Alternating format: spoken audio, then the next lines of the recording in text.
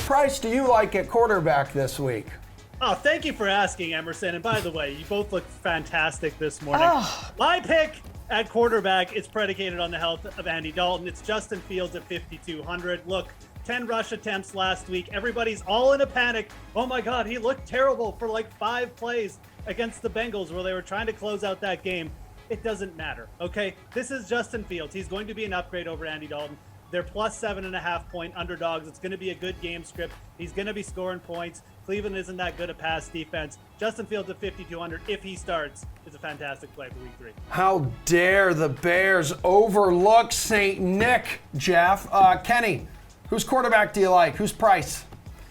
Yeah, what does Kirk Cousins have to do around here to get a little more respect? He's $6,300. He's sitting here ripe for the pluck. And when you look at his season so far, back-to-back 25 DK fantasy point games, he's going against the vaunted Seattle secondary, the best secondary. No, this is a terrible, terrible pass defense. They got Blitz Boy coming around the corner, blowing all his assignments. They give up 271 yards a game through the air over the first 2 games. Kirk Cousins playing at home where he threw for 284 yards per game, a 111 passer rating last year, loves to play in Minnesota. He's going to love playing this Seattle secondary, which is giving up just absolute rockets through the air. And not Patrick Mahomes, his name was first on my list here, but Ryan Tannehill last week had a fantastic game going for 347 yards. Obviously had a few more pass attempts in that game because of overtime. But still, this is a secondary that will get shredded. It was terrible last year. It's still terrible this year after losing Shaq Griffin.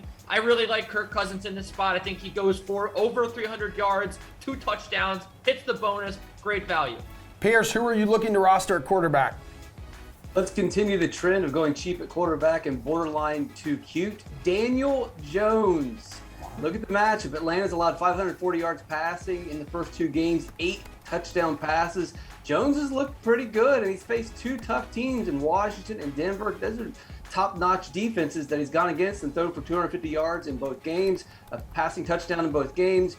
But the real appeal is what he's doing on the ground. He had 25 yards rushing in his first game and then 9 rushes for 95 yards against Washington. People are going to say, well, he can't do that. That's an outlier performance. He had a 55-yard touchdown called back. He looked really good in the RPO.